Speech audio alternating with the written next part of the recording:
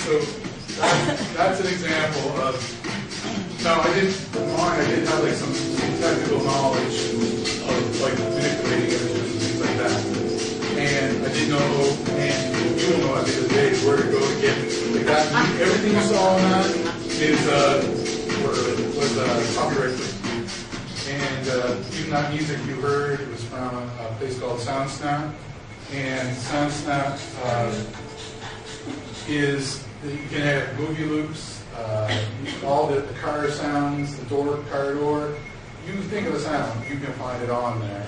The whole debit machine, all that. Now, I added layers in mine. Now, students don't necessarily have to do that. And sometimes that can actually take away from the story writing process. Because if you've ever taught a student to use PowerPoint, for example, they get up. The transitions and they get caught up in that. It does take away from the actual content they're supposed to be showing. So what I would suggest, a great enrichment tool, if you have a student who excels with audio, music, technical things, to allow them as long as they get the stamp on the story, because all this stuff's at the very end. Then let them go to town. Or the fact that they can pass in a more modest project with the idea that that's what I'm going to mark, but if you'd like to go and expand on it, go ahead and then we'll play it in front of class or something like that. So there's lots of options with this particular project. This comes right from Jason Oler's handouts, which you all have in the kit that I've given you. And so, again, feel free, obviously, to reproduce them or use them. And since you get this presentation, if you're going to teach them about it, if you feel that you can use some of the content from the slides or modify it, you don't need a smart board to show it. You just need a projector. You all have a smart notebook on your machine. Here we have the idea of, and this is one of two. I guess all this is trying to show is the conflict in the story. And conflict between the problem and the solution. And the story rests on the balancing of these two items, on the transformation that happens. And this is in relation to a personal story, but it could be your students reinventing of a historical or fictional account of something. They still have to follow that balance.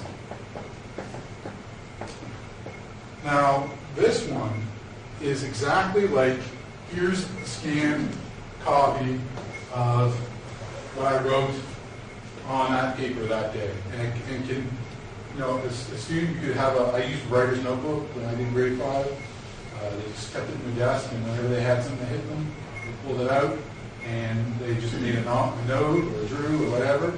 And this could have been right out of a writer's notebook. I kept one too. Again, and it just mimics this, which is a variation of the other one. In other words, you have a beginning, there are changes, and the end. And that's the basic story. And what we have here is a build from the beginning to identify the problem. What does the character learn or realize? How does he, she grow? The solution, and then we come down to the conclusion. Now, what I've done is I've mapped out. Now, my beginning was I was at my girlfriend's house, which is funny because it was Allison, and this is her classroom. House, and I was there for a big interview.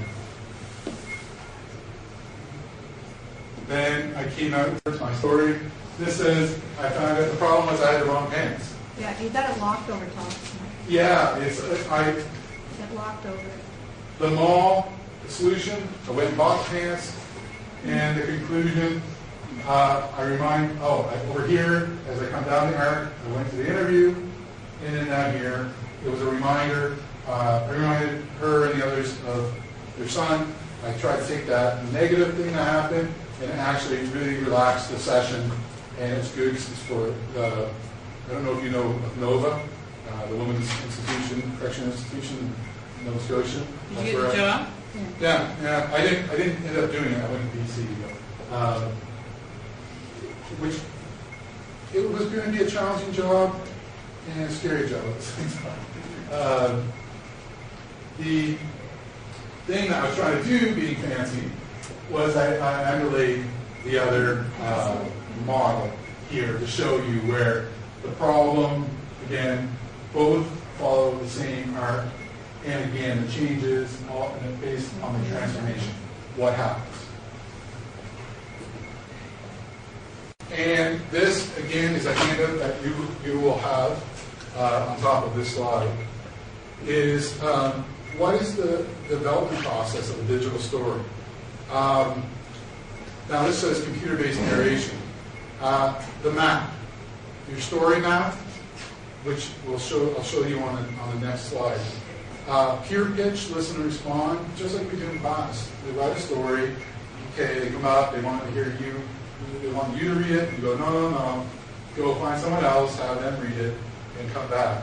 And then you edit after you get the feedback from your peers.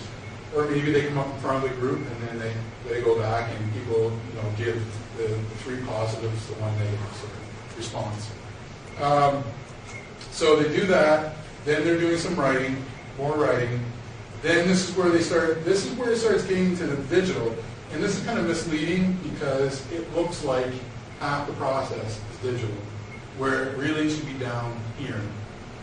This part of getting the story, a good story, that's the most time spent on that. They're going to record it, they're going to listen to it, they're going to think, evaluate, and rewrite.